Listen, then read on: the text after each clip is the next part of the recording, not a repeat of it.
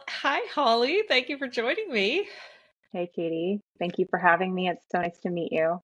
It's so nice to meet you too, and I'm really excited. I feel like fitness and or the relationship with our food and body is something that I certainly love to talk about, and I think it's a Mm. huge issue for so many of us with ADHD. So I'm like the connections must have been firing at full throttle when you first kind of came to that realization about ADHD. So I'm really, really curious to hear your story. What you were listening to a podcast from a fitness professional a couple years ago? What happened?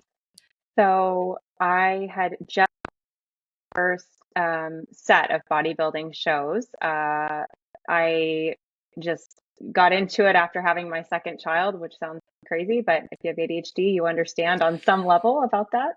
And I had been training for a long time. I've been a personal trainer since 2014. And I just said after I had my second daughter, we were in the middle of the pandemic, and I said, I'm going to compete for a compete in a bodybuilding show. So anyway, I had gone through that process and I had so much fun with it. It was really wonderful. Um, and I just happened to be listening to a podcast it was a fitness, like bodybuilding related podcast. And there was a physique competitor on there, and she was just kind of talking about her journey and her experiences with competing.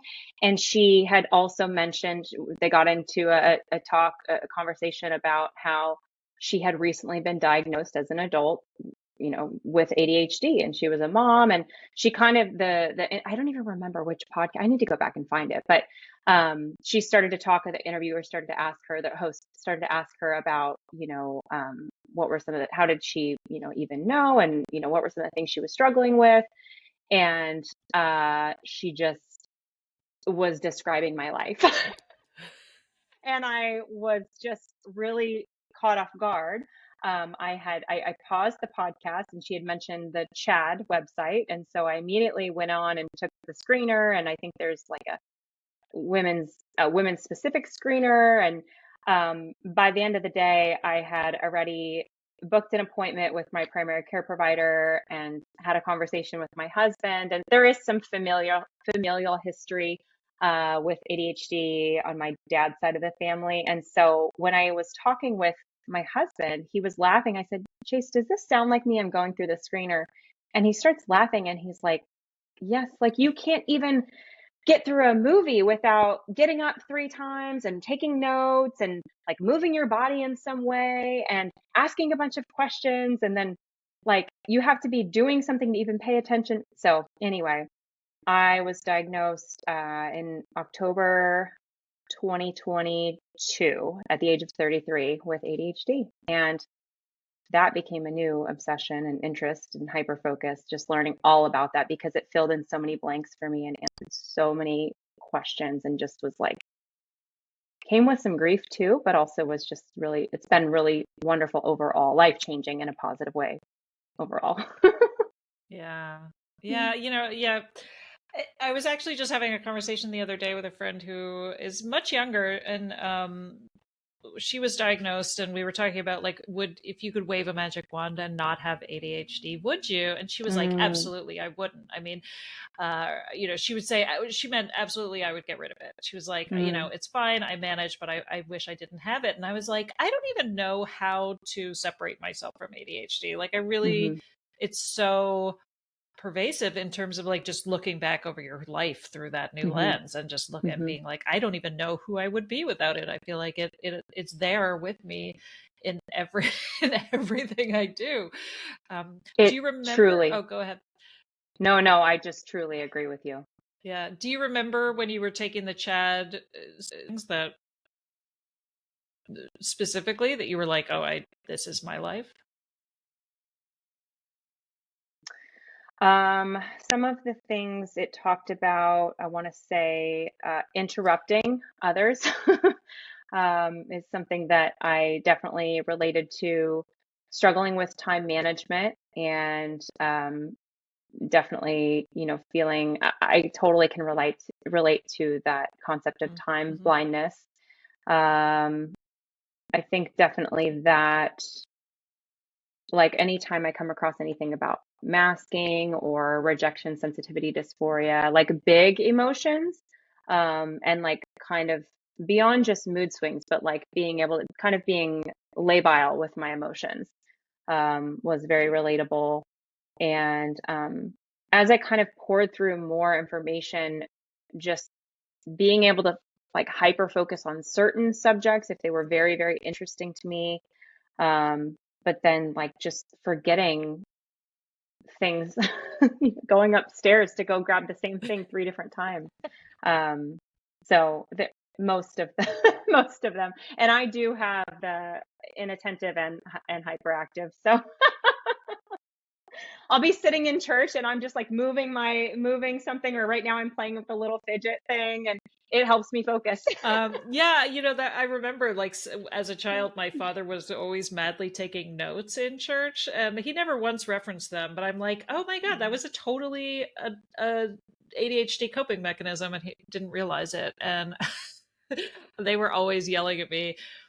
I literally wrote They were something. always like trying to get me to. Yes, I literally wrote something down on my. Go ahead. Go ahead. Go ahead. No, I'm Oh, so they were. sorry. I Please just do go remember ahead. them always trying to tell me to sit still, and that was one of the hardest things as a kid. Was sitting in the pew, like, oh my God, trying to stay quiet and pay attention was one of those things that I'm like, oh yeah, the signs were there all along. Very, very much so. I stopped, like I was listening and doing all my fidgeting, and then I heard something when I was at church last weekend, and I grabbed my daughter's coloring book and wrote it down because I just couldn't forget. And my husband's kind of looking at me like, "Are you okay?" I'm like, "No, I just can't forget this." So now you mentioned that your Yeah. daughter was also diagnosed recently, right? So was that She was, yes. she? Did you have any idea before you were diagnosed? I had no clue. I had never, I'm telling you, Katie, up until I had listened to this podcast, I'd never even thought about, I didn't even know that, like during the pandemic, it was like there was this surge of diagnoses, and it almost became something to where it was like kind of trending. I didn't even know that. I just happened to be listening to this podcast, and it was, because there's more research coming out on it, and people are going through a pandemic and they're being diagnosed, and like it was just like I didn't really even know much about it other than just kind of some of the stuff with the familial history, and some things that my brothers went through, but their own. I mean, this was back in like the mid 90s when it was very different and understood in different ways, and not as well understood as it is now, and hopefully continues to be. But I really didn't have any clue. But her and I are so similar in certain ways. She's much like her dad in other ways. But wow, I have a very, very deep appreciation and understanding for the way her brain works and how it shows up for her now. She's in middle school, and so it's been interesting to see and to reflect on her own childhood and things that she's really excelled in, and also things that she struggled with sometimes. And so it was very affirming and really encouraging to receive that positive diagnosis, because regardless of whether she did or not, we were going to continue to support her in the ways that we know best how to. But it just Yeah. made sense. It just really made sense when we did, receive that confirmation. That's one of the things I'm so grateful for in Mm-hmm. terms of because I was also diagnosed before my kids, and which is rare. I mean, I feel like Mm-hmm. a lot of us in adulthood, it's the other way around, and so like I just am so grateful for Yeah. the language that I have that I didn't before when it came to where my kids are struggling. Because I've said this on the podcast before, like my son, immediately I was like, oh yeah, like we are the same, and so if I have it, you have it. But my daughter, I never would have guessed. I never in a million years would have guessed until I started interviewing women and saw how differently it presents for so many people in childhood, especially kids who are really, really bright and do really, really well in school and end up compensating in really, really anxiety inducing ways. And so, but I'm just so grateful for the fact that, like you said, like I feel like, I don't know, I just feel so much better equipped to approach them when they are struggling, as opposed to, what my parents would have done, which is take away something. They were like, it was all punitive. And I think our generation, most of our parents were like that. It was really much more punitive than it Oh is now. yeah. So I feel like I'm just so grateful that the diagnosis gives that opportunity to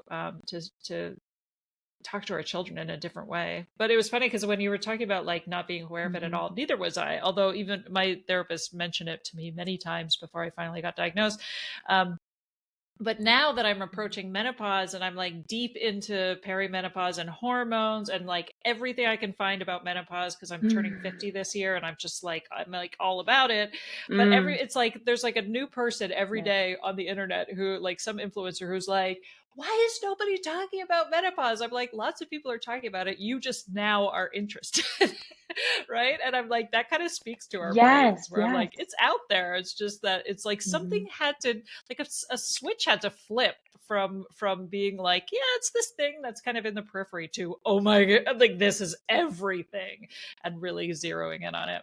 Yes, all of a sudden you can relate, or you go through an experience and it's just like, oh, this is like, now it becomes, super interesting and very personal. And I agree with you that now I am thankful in the way that I was diagnosed first, and, was able to advocate for myself, and then, go on to do the same for my oldest daughter. And if, it makes sense too, we'll do the same for my youngest daughter. And because I'm able to advocate for her and just be able to be a little bit more proactive than, if maybe I didn't have that language and that understanding and interest in Mm-hmm. learning all Yeah. about this. So I'm curious, Hmm. what are some of the things that you notice being in the field of, what do I even want to ask? Maybe I'm like, okay, what is your theory as to why so many of us have such a disordered relationship with food in our bodies? I know that's such a big question. I know, Oh, I'm sorry. goodness. I just sprung that one on you. But Okay.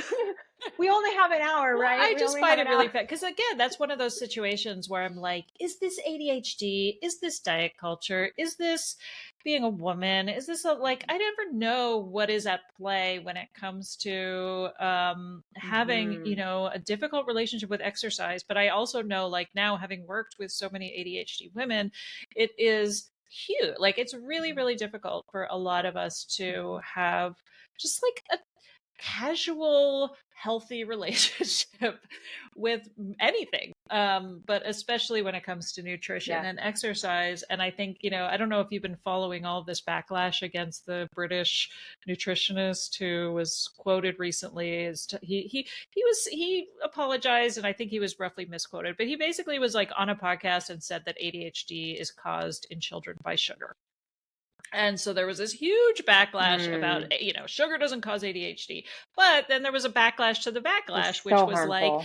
yeah, it doesn't cause ADHD, but it's also really, it's not great.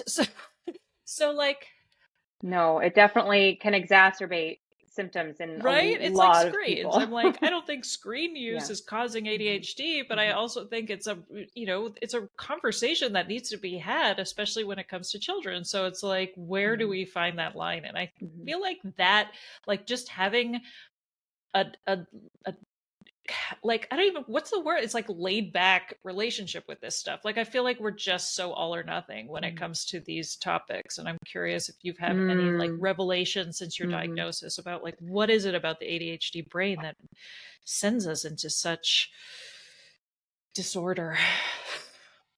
I think a lot of it is that, not, and I can't speak for everyone, but I see a lot of that all or nothing thinking or perfectionistic kind of thinking that's very, and, on the ADHD side of things, it's like, think about, a lot of us struggle with task initiation, and then there's like the task commitment and follow through, which definitely shows up for me in other ways.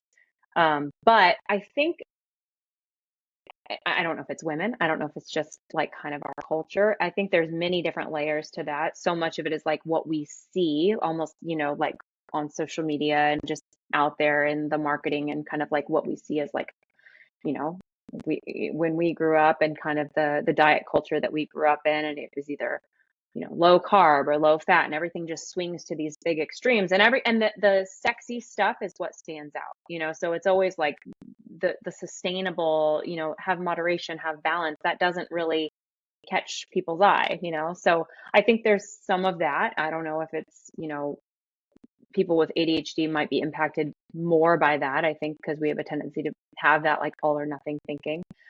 I think that also there's this element for a lot of us that's like, I know for me, like with my ADHD, like I, for so many for such a long time, and still, I still struggle with it sometimes, of feeling there's something wrong with me. Knew from a young age, like I always felt like an outsider. Even if I wasn't, I always felt like an outsider, or I felt like weird. And my oldest daughter has said to me so many times, Mom, am I weird? Or, I'm weird, but I'm okay with it. Like she know, so we always feel like there's something wrong with us. So I think that when it comes to making change, it's this frame, we're coming into it with this posture of like, well, there's something wrong with me. And so I need to fix myself, you know? And so I see a lot of that. And so something I really try to focus on, if someone does come to me, they have some goals for, say they want to lose some body fat, I can help them with that. But that can't be the only thing that we're focused on, and it can't be the only definition of success. Because honestly, helping them do that is not, it's not going to, in my experience, it's not going to give them the things that they think it's going to give them. And so I try to layer in, hey, let's focus on performance. And for women, I think especially, the feeling of feeling strong, and seeing your body perform feats that you didn't know that it could do in the gym, or, however you like to move your body. Building self-efficacy with, I work with a lot of women who are in their late 30s, 40s, 50s, who are getting into, they're a lot of them are moms. They've got kids who are now school age or older, and they are kind of, finding that they have a little bit more time to focus on themselves, but they're it's like doing it in a way that helps them feel kind of like find themselves, or find out like kind of a another kind of dimension of themselves that they've never felt before, and trying to focus on this, an element of success that celebrates how they're feeling. They're feeling more energy, or they're feeling less stressed out. Their digestion's improving. So finding the wins, and the improving the way that they feel, and not just focusing on, great, good job, your body's smaller, we're doing awesome. So I don't know, there's so many different layers to that, but I think that coming from it of like this point of view of like, there's nothing wrong with you. And also, like, for me, I try to explain to people, this is something that I'm obsessed with it. Like, I'm so passionate about it. I love it. I find it, for me, it's been really positively life changing, because I didn't grow up athletic. I didn't really grow up very fit, and I had a lot of harmful messaging. We'll just, leave it at that, as a child. And growing up. And so for me, it was like, when I found my fitness and I found my athleticism, it was really a positive thing for me. And I'm thankful that I did have some positive influences. I also had some negative influences around me, but I had overall some really positive influences. I think also because I have ADHD, when I found like, wow, I can affect positive change in myself. I can be an agent of change. It really built some self-efficacy. It built up more self-trust for me. And so while my clients are not obsessed with this stuff the way that I am, I help them feel that sense of like, wow, I feel like these things are helping me physically feel better, mentally feel better, and, improving that kind of self-trust or self-efficacy, whatever you want to call it.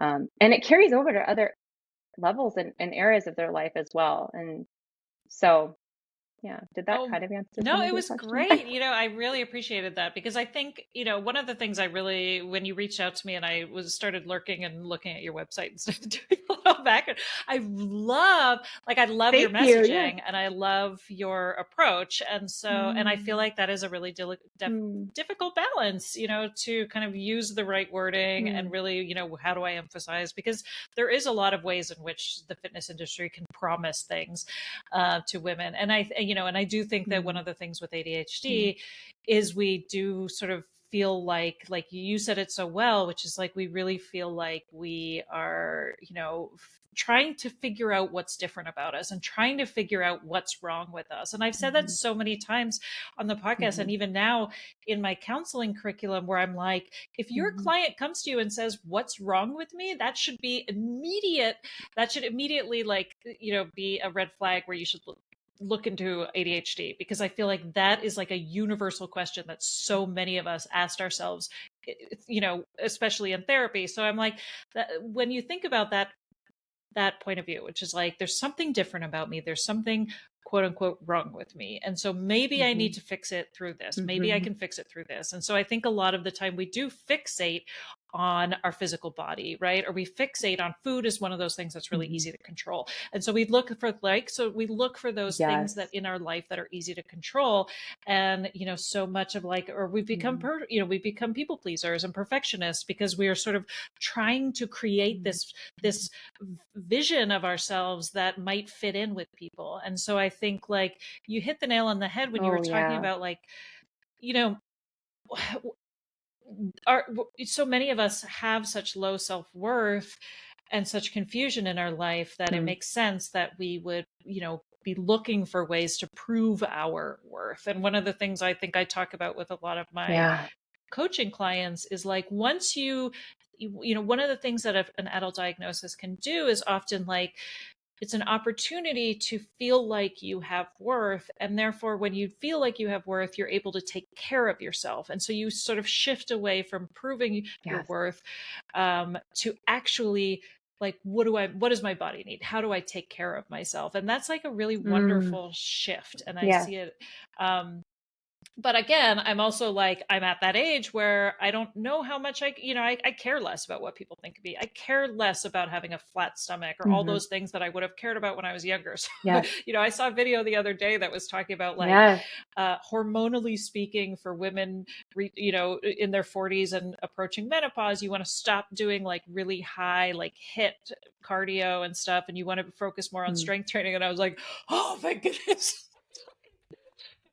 Yeah, I was Mhm. like, I need more of this in my life, right? Where it was like, because I do a lot of strength training, but then, I'm always worried about like that version, I'm like, oh, I could finally stop I'm so thinking. glad to hear that you do Right, that. I do I think actually, that's and wonderful. I do have a personal trainer who is wonderful and really, really is, focuses on all the things you were talking about, which is like getting strong. But I do feel So like with, good. I also have so many clients who are just very sedentary and feeling really bad about it and don't Mm. know how, Mm. just joining the gym is not enough for them, but they Hmm. can't afford a personal trainer. And Yeah. so then it's like, well, then what? And a lot of that ends Hmm. up being a mindset shift, which Hmm. is like, why am I doing this? And that's where I think Yeah. we get into, or we hit a wall often. So I really liked what you said about, Hmm. yeah, about just like taking care of ourselves.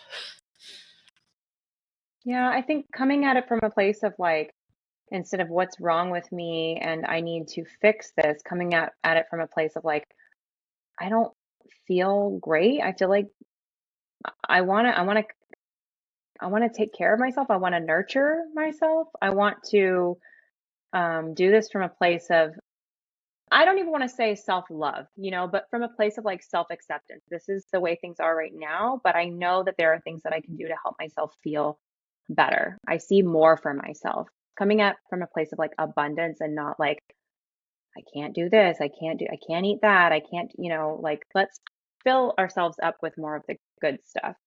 Um, Yeah, I like yeah. that. I'm so glad you're lifting weights and strength training. That's so great to hear. Yeah, Keep it up. so what are some of the things you find that you work on the most with clients? And are you like armchair Mm. diagnosing them all the time? So, mm, not all of them.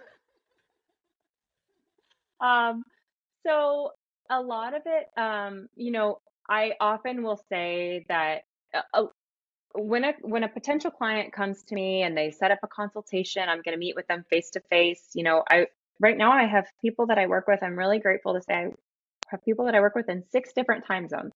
And so I think that's so cool that technology allows for, us to connect in this way. And I, you know, I like to get into kind of figuring out, I find that clients kind of need different things. Sometimes they need help like with the mindset side of things. Sometimes they need a lot of help with accountability, and they need a lot of like frequent touch points.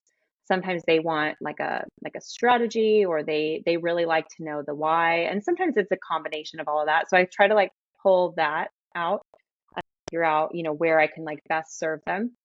Um, I also often find that when somebody meets with me for an initial consultation, that their motivation is very high.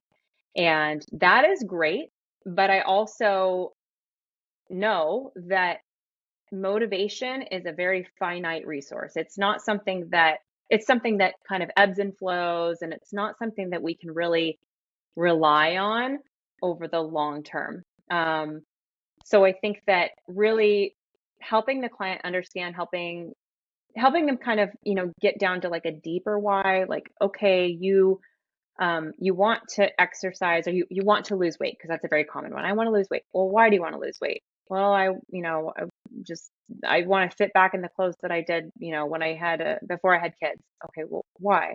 And, we kind of try to go deeper, and sometimes it kind of comes down to some of these things of like, there's something wrong with me, or like, I want to feel, anyway, so that's one element of it. I think that also looking at motivation is great. Your motivation is high. Let's take advantage of this. But also, we've got to look to your environment. And this, I love. Have you ever read James Yes. Clear's Yeah. Atomic Habits? Very, very popular. Yes. So, he talks a lot about this, of kind of like motivation, instead of focusing or trying to leverage your motivation, leverage your environment instead. So something I try to work really, really hard right off the bat with someone is, and I try to meet everybody where they're at as best I can, because people are coming to you with different experiences, different knowledge, or confusion, things that we have to kind of unlearn.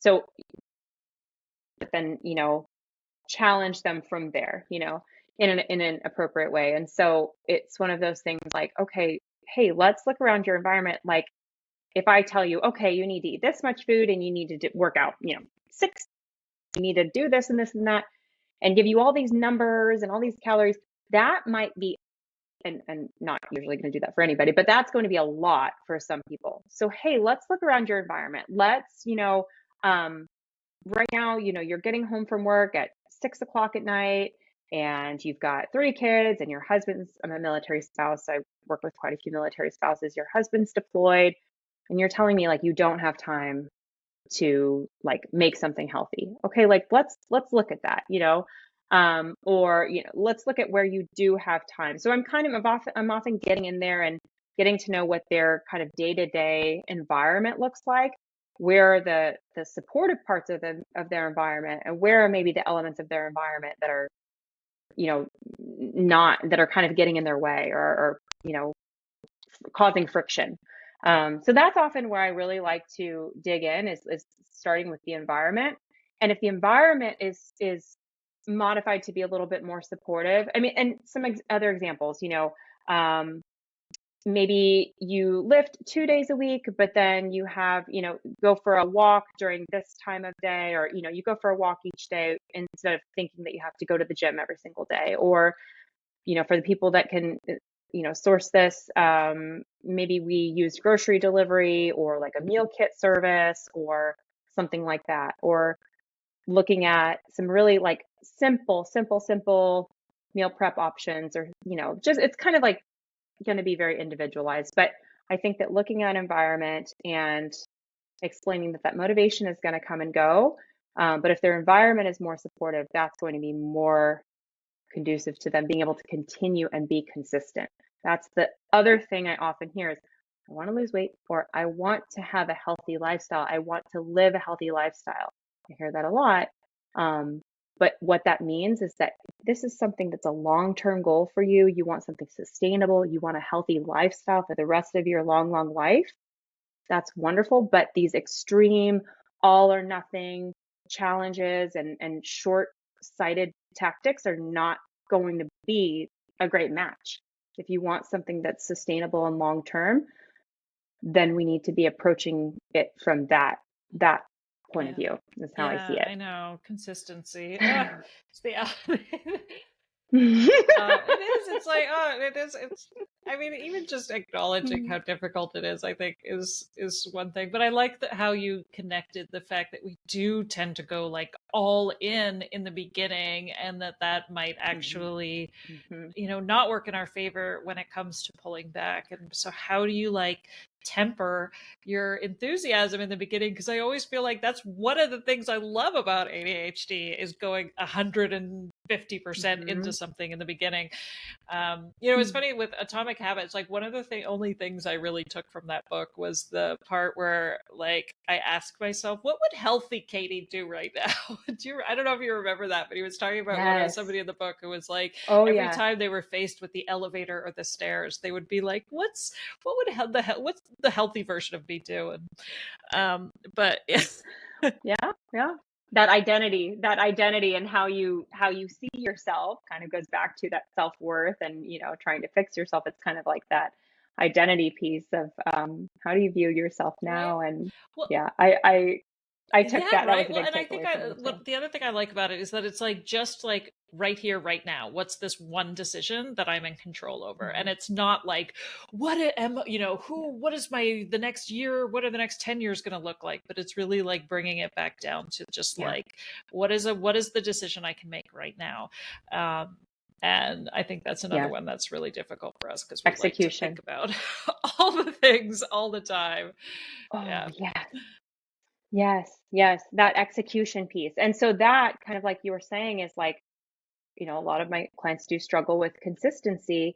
And so it's about, I would almost rather, and that's why I do with a lot of my clients, we start out simple, like even maybe simpler than they think they should or they need to. And not everybody, some people are ready to, optimize things. Like sometimes I'll say, we need to focus more on execution over optimizing or what's ideal. We just need to focus on taking action. But sometimes we can get a little bit more complex and optimize, and I'm all for that for the individual who's ready for that. But it's like, what is going to be kind of the minimum effective dose? What is the smallest amount that we can do that's going to have the greatest impact? And then from there, that's where, like with coaching and counseling, is that's where that layering of like the accountability and the systems that I have in place for them to then, touch base with me, and we're celebrating those wins. And, and then they start to see, okay, I've been in this for a couple of weeks. I'm doing this. Oh, now I'm feeling better. I'm seeing some changes. Okay. Like I'm doing this.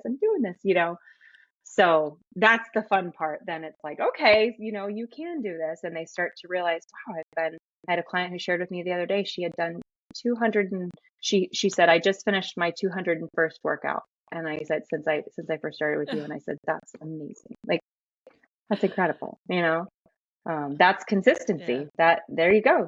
You're doing it. Well, I'm curious, So, your thoughts on the military too, because my theory is that the military is mm, filled with people with ADHD because there's such intense mm, structure and such regimen, and I think that's really mm, appealing mhm, when you're young and you are in that mm, kind of like I'm feeling adrift, or there's so like I when I was in high school I mm, dreamt of joining the military for that same reason, where I was like I just want to be in a mm. system, like I just want to have somebody yell at me to do push-ups, or, like all of that. I'm sure it's not like that, but the stereotype of like, waking up with Yeah, to the bugle and just all of the the structure structure. that was really, really Mhm. appealing. Now I realize to my ADHD brain. So I'm curious if you spending a lot of time around military families, does that land? It's so oh, it lands really hard. It's so funny that you say that because not to divulge all of my brother's information, my family history and stuff, but my youngest brother, he recently joined the Air Force, and he's really, starting to get into his job assignment and his new base, and he's, really starting to kind of build this life for himself, and he's newly married. And um I had mentioned to my husband, who's been in for 16 years, I said, this is so great for my brother. I said, and he has ADHD, and I think he'd be okay with me telling you that. And he'll be okay. He probably won't listen to this. But he's my youngest brother, so I can just mess with him if he's mad. He, he, I told my husband, I said, this is probably like it's just cool to see this he seems to be doing really well, and it seems to be benefiting him in a lot of positive ways. And I'm sure there are going to be, like anything, there's going to be some downsides to it, but he seems to be really like thriving under that structure and that discipline. And you know, it's I agree with you. I think that a lot of people with ADHD probably like can thrive. And I don't know, the exact statistics, but I think that there's that element of being able to you've got those like woven in structures, and it's regimented, and I can see it being really valuable for sure. I know that for me, as I was finishing undergrad, I went to school for education, and I was once upon a time, a very long time ago, I was an elementary school teacher. But it's so funny, and this goes back to like all the different, jobs and interests and things I've tried over the years. I was literally getting ready to graduate with my education degree, and I was interning in an elementary school and getting ready to start applying for jobs. And meanwhile, I was working out with an officer recruiter and getting ready to prepare for put in an OTS packet. And so it's just funny. I didn't end up doing that. I did end up becoming a teacher, but then I ended up becoming a personal trainer. And thankfully I've stuck with that. And I love it. It is the best fit, but it's just so funny because it really appealed to me. I really, really, I mean, even sometimes I joke with my husband, I think I'm just going to go and join the military, but I'm not going to. But yes, Yeah. I totally agree. The only thing though, and I don't know how much you know about this, and I don't know, I will say like I'm definitely not an expert, but I don't know that that people can join the military and I don't know that they can be like formally diagnosed, or that they can be Yeah. treated with medication. I don't really know enough about that, but I think that there's some things there that, at least as of Yeah. right now, that are I that know. might I think limit that's the limit great them. irony is a lot of Mm-hmm. the stigma around that Mm-hmm. diagnosis. Even with, yeah, I think pilots definitely can't be diagnosed with it. So yeah. Um, Yeah. but yeah, it's Yeah. funny that you mentioned teaching too, because I feel like that's another career that we all flock to. I feel like teaching, Mm-hmm. nursing, there's like a list. But Yeah. what was I going to say about the stress? Oh, I Yeah. think one of the things, after my diagnosis and over the years, learning like how important it is to have help and to have supports, right? And to have that structure. So Mm-hmm. it's really difficult to build that for yourself in this world, especially in a Western culture where it's capitalism, and it's built on the fundamentals of our society, our independence, and picking yourself up by your bootstraps, and a lot of Mm-hmm. those things that make Mm-hmm. living with ADHD even more difficult. But I'm like, gosh, I feel like it would be so nice to have more careers or just more situations that are communal, and I think about, like, I remember like guests that Mm-hmm. come from countries or cultures that are more communal. It's like ADHD doesn't necessarily exist. I mean, obviously it does, but it's like, there, I don't know what I'm getting all bumbled up, but you know what I mean? Like, I'm like, there's certain cultures that I think are so much Mm-hmm. more amenable to an ADHD, and US is not one of those. Mm-hmm. Just, But and then also it's like then there's that element of like, I mean, I relate so well, and it's something I'm really working to be like more vulnerable and more like just open about asking for help, or even like seeking help, and or receiving help if somebody offers.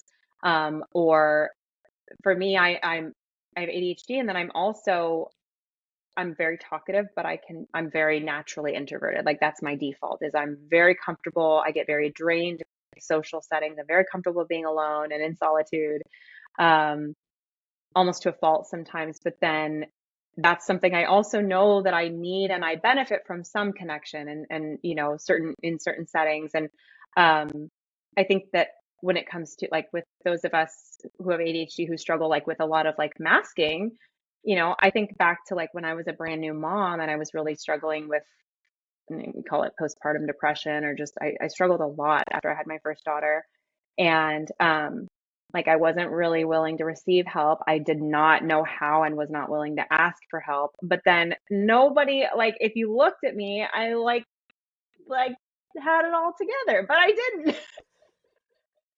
And So I just totally agree that if there was more of a, if that was just part of the, like, you know, part of the environment, it's just more focused and focused on and connection, I think that would be Yeah. Well, and beneficial I for think sure. parenting and babies is such a great Hmm. example of that, where, a couple generations ago, you wouldn't have been living far away from your parents. You probably might have been living in the same home as them. Like, there were much smaller communities. Those Mm-hmm. systems were built in, and so we weren't as alone as Hmm. brand new parents as we tend to be now. And so, yeah, Hmm. it is.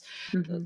I think that's one of the ways in which ADHD, considering how ADHD and babies is never a great combination. Mm. Wow. Yeah, It was I a know, tough, right? tough season. Thankfully, my youngest is getting ready to turn 4 in a couple days, so we're, kind of moving into this different phase. But yeah, that you're sleep deprived, and I don't know about for you, Katie, but like when my sleep is not good, my symptoms are so much more difficult to manage. It is Yeah. much more of a struggle. And so, you have a new baby and you're a new mom trying to like figure out what your identity even is, and the ADHD, and you're tired, and it's a lot. It is. It is a lot. I had somebody, one of my classmates recently was just announced that she was pregnant. I was like, "Oh, that's great! Congratulations!" And then she was sort of like, "I know, but I'm Oh, terrified because all you would do is talk about how hard babies are." It's like, I don't know. It's great, but I think it's a good example of, like, you need support, and you need to ask for it, and that's absolutely. not always the hardest, or that's not always the easiest thing to do. And even if you do ask for it, Yeah. sometimes you have to then follow up, and you have to follow through, and then you have to feel like Mm, help is complicated, I guess, is my point. Yeah. yeah, yeah. I'm thankful. I work with quite a few moms, and a good handful of new moms, and that's so special to me, and it's really truly a privilege for me.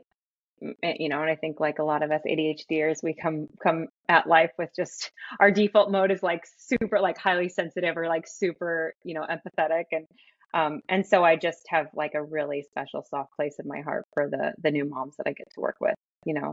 And sometimes when we're checking in about their, consistency that they're working on, but also it's like, how did you practice self-kindness and stress management this week? We're definitely talking about their sleep, and um how are you? How are you doing? How can I help you? And so yeah, it's a tough but wonderful at the same time. Like I can look back on those days, and while really, really hard for me, they were also like really wonderful in a lot of ways too. But yeah. Parent, Parenthood is just all the different, ages and stages. Now I have a middle schooler and a preschooler, and that's a big gap in and of itself. But um, it's, try to embrace it as much as I can, and remember it's going to be fleeting. And now your kids are much older, so I you know, understand I what I'm do, saying. and I'm like, I feel like Mm, every year gets better and better. But I also, like you said, I loved it. mm, It's not. I do talk very much about how mm-hmm. difficult it was, and Yeah, how there is a part of me that really wants to go back and give yeah, myself a hug back then, because I was just so hard on myself, and yes, that's where I feel like it's difficult. Where I'm yes, like, um, yeah, I wish I knew, that I wasn't the problem, like you said. I wish I knew that it wasn't, I mm, just needed mm, sleep. And I wasn't a bad mom. I think mm. that's the one thing I was so convinced I was just doing everything wrong. And that's the person I want to go back and hug. It's Yeah, not the babies that were the problem, really. yeah, Um, yeah. I needed to hear like, Holly, you're doing a really good job. You're definitely working hard enough. I know you think you're not working hard enough. I know you think you're messing all this up, but you're not. You're doing an awesome job, and you're working Oh, I plenty love hard. that. I know. I always joke with my personal trainer that, like, the first Mm. 15 minutes of our session are basically therapy. So she's Oh yeah. They're I probably know, a right? great trainer then. So I love I love what you that. talked about, just in terms of that dynamic with your clients. Are there other things since your diagnosis that you've been able to say, like, I really like this, and this is about me, and it's thanks to my ADHD? Hmm. I I am really, I am really grateful, like I mentioned, for my like it just ability to, I guess, I'm sensitive to people's, I try to be sensitive to people's emotions, and my ability to hyper focus, like, because I truly so fascinated. I try to stay really up to date on the current research in exercise science and nutrition. I like devour these like monthly journal reviews and research reviews, and I just really love this stuff.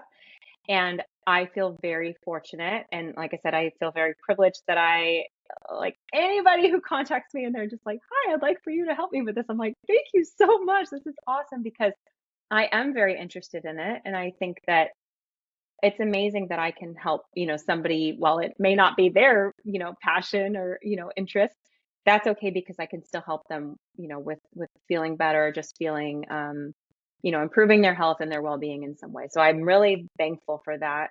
Those traits of, I think, like being, maybe highly sensitive, being, oh, I lost my train of thought, being, sensitive, and being able to hyper focus. And then I think also I have this,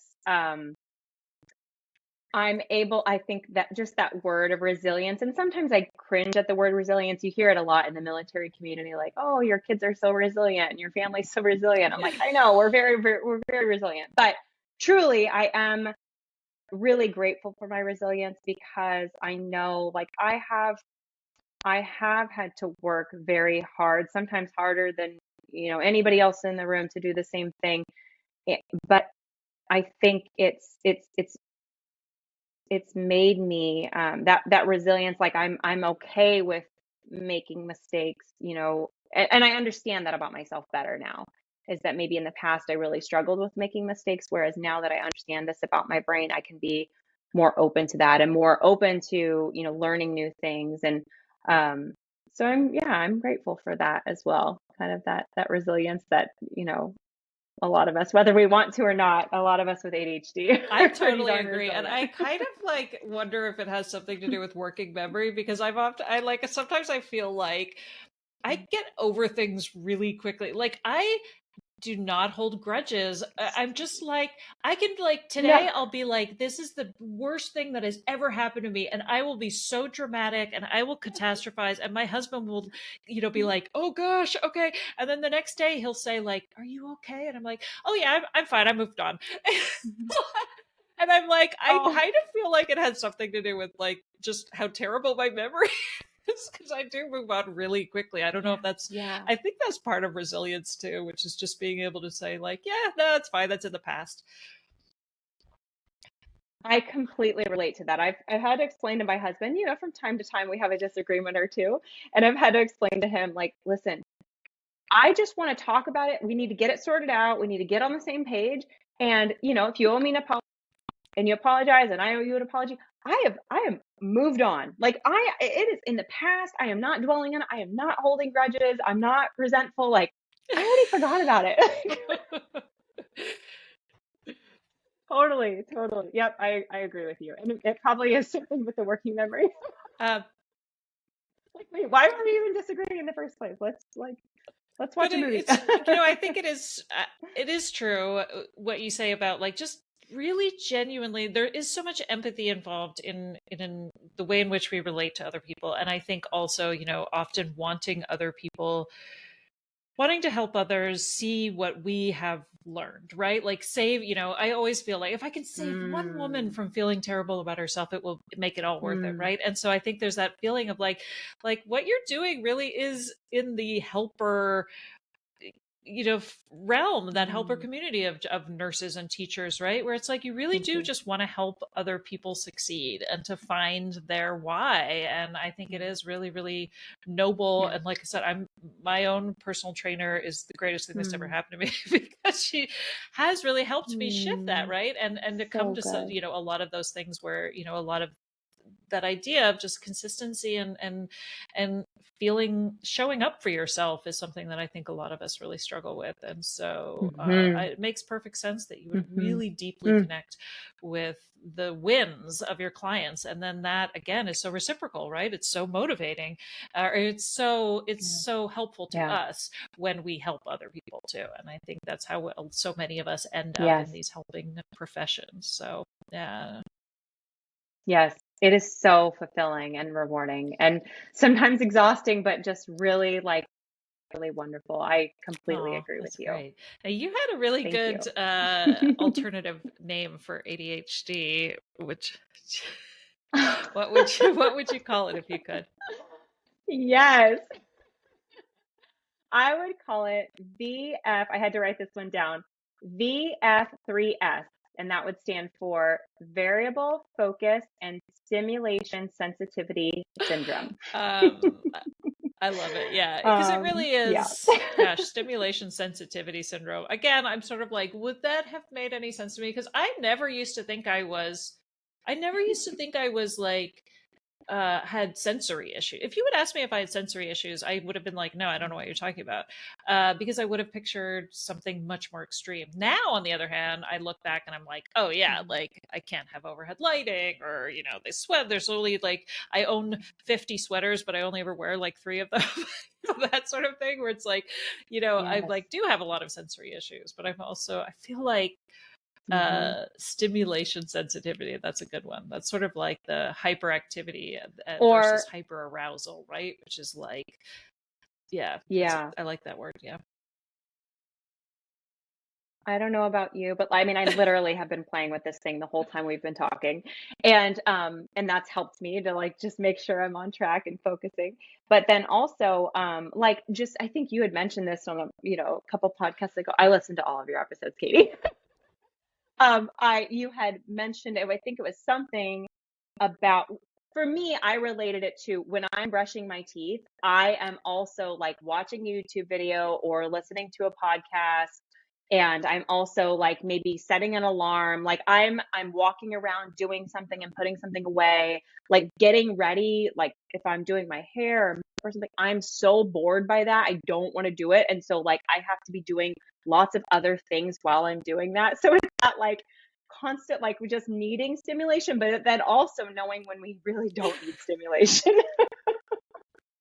being able to come down Oh. from that. So that I think, kind of goes back to like nutrition and fitness. Sometimes I think with ADHD, some of us might struggle with like eating to stimulate, to get some sort of stimulation or like, dopamine.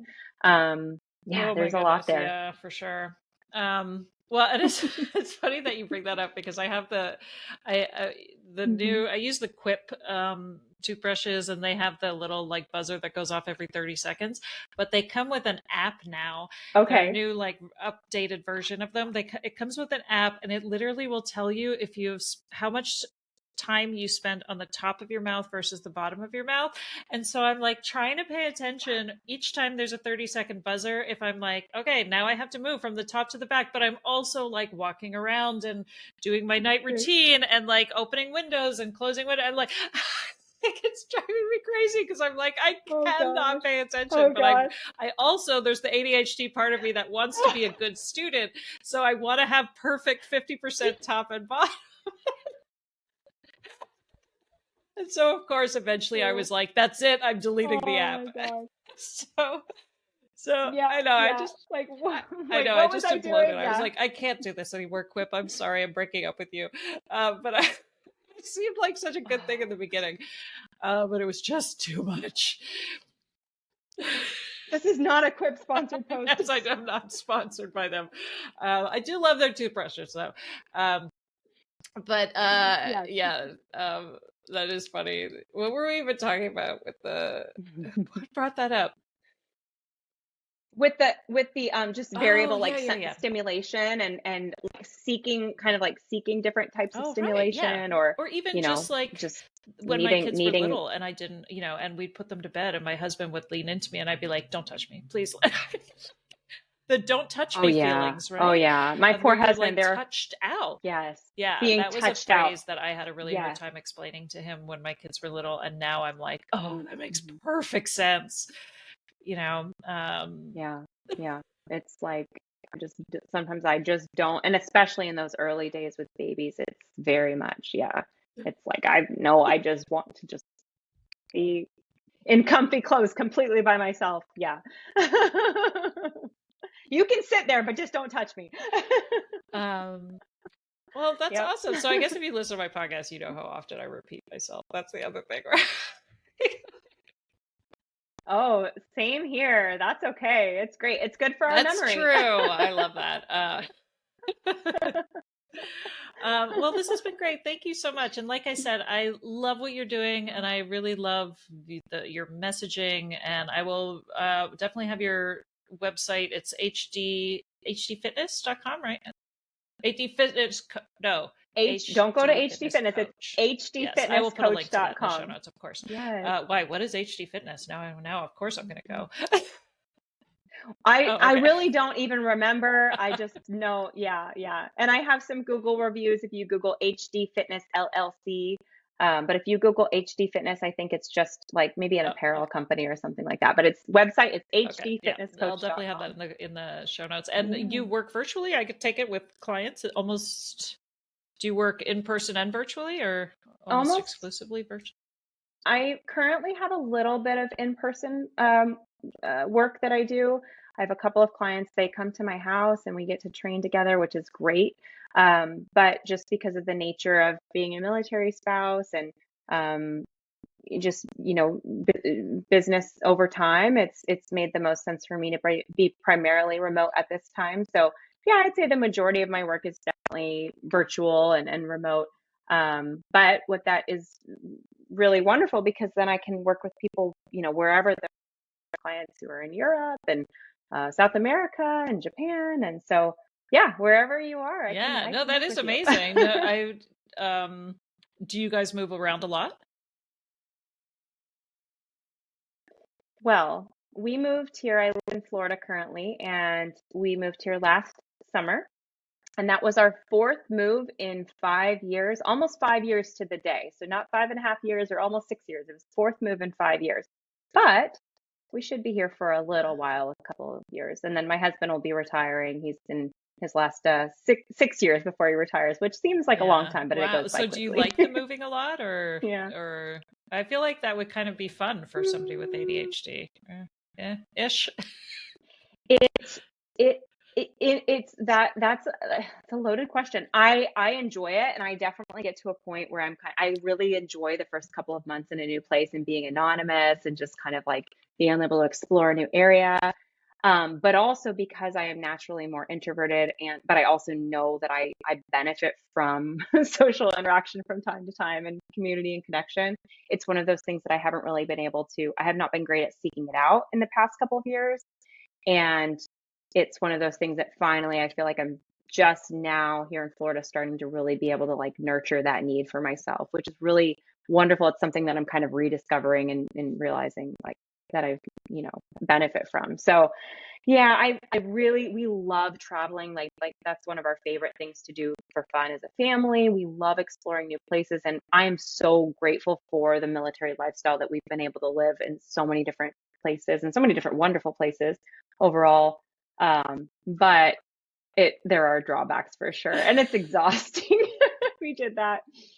I mean, my 3-year-old daughter has lived in, this is her fourth home. She lived in 4 different houses before, it was crazy. My oldest daughter's gone to eight different schools and she's in fifth grade. Wow. Um, Yeah, yeah, it's no, I could crazy. see that too. But it must be nice to be able to Mhm, continue to see clients even if you're moving, and also to be able to offer and like connect with other military mhm, wives who are probably going through the same thing, and who knows, probably have mhm. ADHD too. Yeah. Because Mm, some of them do. Some of them do.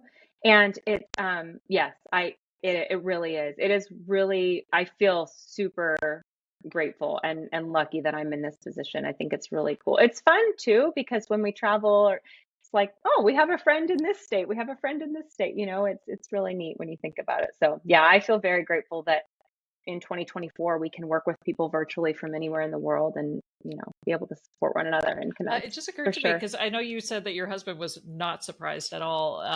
But what happened? Did you tell your brother? What was his response? Yeah, so from what I understand, I have three brothers, and from what they've shared with me, from what I understand, two of the three of them were diagnosed with ADHD.